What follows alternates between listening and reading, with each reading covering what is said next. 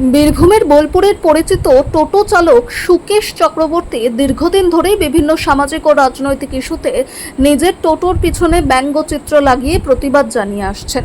সম্প্রতি তার টোটোর পিছনে তৃণমূল নেতা অনুব্রত মণ্ডল সহ একাধিক তৃণমূল নেতার ছবি সম্বলিত একটি ব্যঙ্গচিত্র দেখা গিয়েছিল।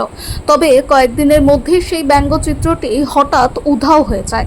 এই ঘটনাকে কেন্দ্র করে সাংবাদিকদের মুখোমুখি হয়ে সুকেশ চক্রবর্তী অভিযোগ করেন, বিজেপির এক নেতার চাপে তাকে ব্যঙ্গচিত্রটি খুলে ফেলতে বাধ্য করা হয়েছে। যদিও কারা বা কে তাকে এই চাপ দিয়েছেন সেই নাম প্রকাশ করতে চাননি তিনি।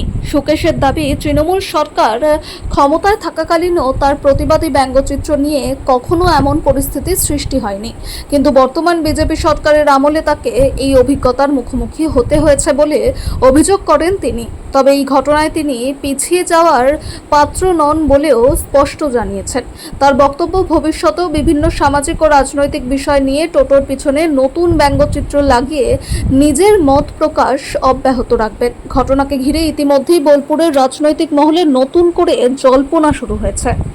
না, এটা দেখুন, আমি তো বহুদিন ধরে প্রতিবাদের প্রত্যেকটা ছবিকে আমি তুলে ধরেছি, কিন্তু আমার খুবই খারাপ লাগলো যে সেই সময়তে তৃণমূলের আমলে আজ পর্যন্ত আমার ছবি কেউ খুলতে পারেনি, কিন্তু বিজেপি ক্ষমতায় আসার পরে আমি ওদের নিয়ে একটা ছবি বানিয়েছিলাম, কিন্তু বিজেপির আমলে বিজেপির কোনো এক নেতা সেই ছবি আমাকে খোলা করালো। আমি তাকে বলেছিলাম, দেখো এই সামনে ভোটেও আমাকে তারা থ্রেট মেরে গেছিলো, হ্যাঁ, যে হাত পা বেরিয়ে ভেঙে দেবো, হ্যাঁ, তোকে বাঁচায় দেখবো। আমি তখন তাকে বলেছিলাম, তাহলে ওর ছবি বাদ দিয়ে তোমার ছবিটা আমি লাগিয়ে দিই, এটাও আমি বলেছিলাম।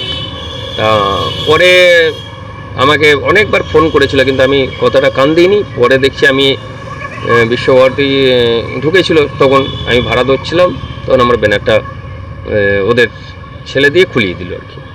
কোনো রকম সেটিং হয়েছে বলে কি মনে হচ্ছে তৃণমূলের সাথে? সেটা আমি বলতে পারবো না। দেখুন, আমি পার্টিকে ভালোবাসতাম, পার্টি রাজনীতি করতাম, আমি প্রতিবাদ করতাম, এটা হচ্ছে মেন ব্যাপার।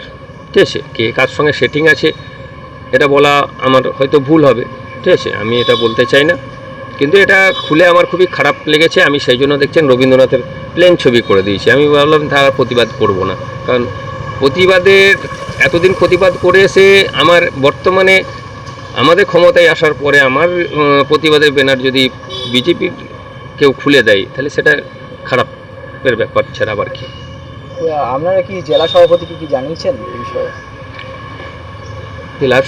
আমি দেখুন, আমি এটাকে কাউকে জানাতে চাইনি। সবাই আমাকে সাংবাদিকরা বলছে, এই তুমি কি ব্যাপার, হঠাৎ করে ভালো হয়ে গেলে প্রতিবাদ ছেড়ে দিয়ে এরকম। আমি বললাম যে এই ব্যাপার, সাংবাদিকরাও জানতো না যে আমার এই কেসটা হয়েছে। আমি জানাইনি, বর্তমানে দু একজনকে বলেছি, কিন্তু সবাইকে জানাইনি।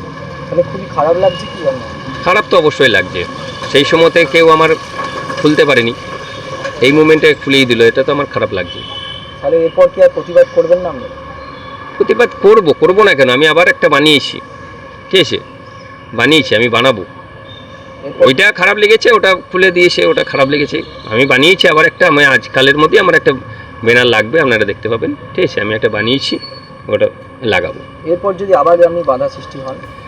বাধা সৃষ্টি বলে করবে, আমি প্রতিবাদ চালিয়ে যাব, যে করবে আমি তার হয়ে প্রতিবাদ করতে লাগবো। এটা হচ্ছে মেন ব্যাপার। আমার নাম? আমার সুকেশ চক্রবর্তী।